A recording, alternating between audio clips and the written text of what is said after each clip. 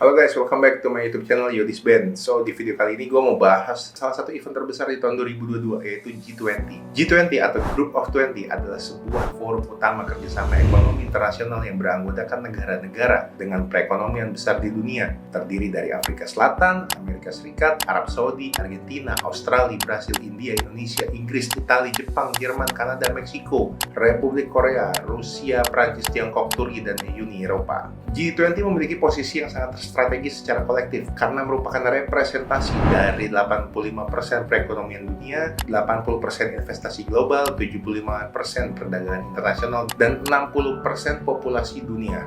Awalnya, G20 dibentuk pada tahun 1999 dan beranggotakan para menteri keuangan dan gubernur bank sentral, yang mana tujuannya untuk reformasi sistem keuangan global, yang pada saat itu untuk merespon krisis ekonomi global. Nah, seiring membaiknya ekonomi global, sejak tahun 2008, G20 menghadirkan para kepala negara dalam KTT-nya. Sejak itu, G20 menjadi semakin prestisius dan memiliki tujuan yang lebih jelas, yaitu untuk menciptakan pertumbuhan ekonomi yang kuat, berkelanjutan, dan seimbang. Kenapa Indonesia bisa dipertimbangkan menjadi anggota negara G20? Karena berbagai alasan nih. Yang pertama, Indonesia bergabung dengan G20 pada tahun 1999, yang mana saat itu kita semua tahu bahwa Indonesia dalam tahap pemulihan krisis ekonomi tahun 97 dan puncaknya pada tahun 1998.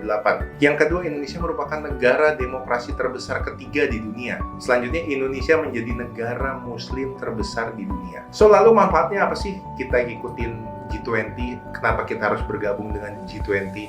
Nah, momentum presidensi ini hanya terjadi satu kali setiap generasi, kurang lebih 20 tahun sekali, dan harus dimanfaatkan sebaik mungkin untuk memberikan nilai tambah bagi pemulihan ekonomi di Indonesia. Selanjutnya sebagai anggota forum G20, Indonesia bisa mendapatkan manfaat dari informasi dan pengetahuan lebih awal tentang perkembangan ekonomi global, lalu potensi resiko yang dihadapi, serta kebijakan ekonomi yang diterapkan di negara lain, terutama negara maju. Dengan demikian, Indonesia mampu menyiapkan kebijakan ekonomi yang tepat dan terbaik. Selain itu, Indonesia juga dapat memperjuangkan kepentingan nasionalnya dengan dukungan lewat forum ini. So, yang terakhir, nama dan prestasi Indonesia juga pasti semakin dikenal dan diakui oleh berbagai organisasi dan forum internasional. Finally, it is now my great pleasure to hand over the G20 presidency to President Widodo.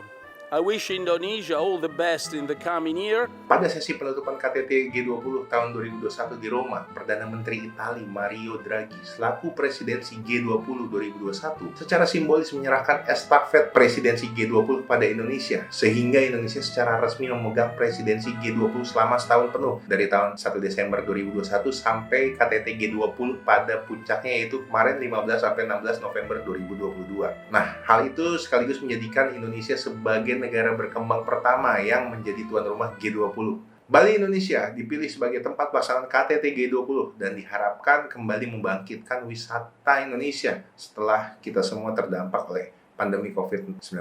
So, salah satu hal penting yang gak kalah harus dibahas adalah logo dari G20 tahun 2022 ini.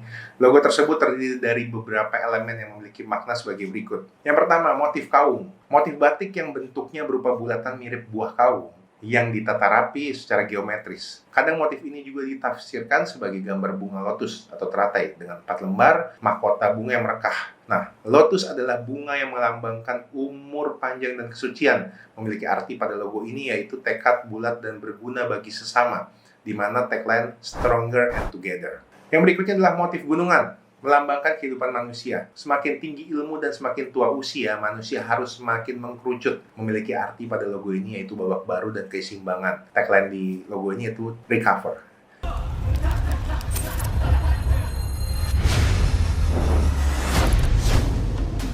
Saya ingin menyatakan kita siap menerima tamu-tamu G20.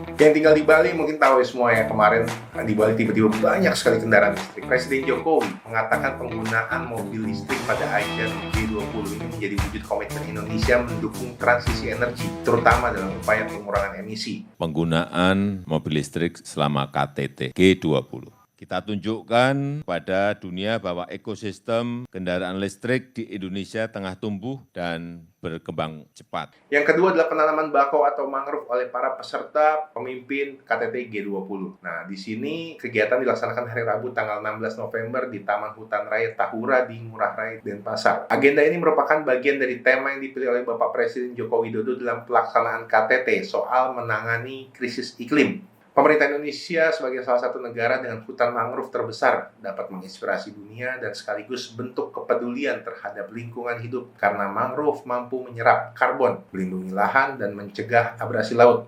Selanjutnya merujuk data pada BPS atau Badan Pusat Statistik, per Desember 2021, luas ekosistem mangrove atau bakau di Indonesia mencapai 3,63 juta ha atau 20,37% dari total dunia. Adapun bagi pemerintah, pengembangan ekosistem mangrove dapat menjadi tambahan pendapatan negara lewat perdagangan karbon. So, saat ini harga jual karbon dunia berkisar kurang lebih 5-10 US dollar per ton CO2.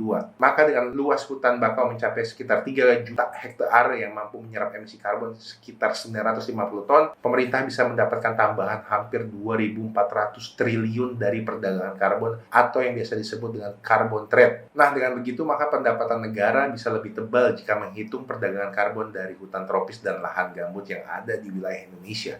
Sangat besar ini keuntungan yang Indonesia bisa raih dengan cara-cara yang sudah dilakukan pada G20 kemarin. Selanjutnya ini yang sempat viral, di mana ada gala dinner atau ada juga yang menyebut welcoming dinner G20. Biasanya dinner di acara-acara tingkat KTT itu sifatnya formal.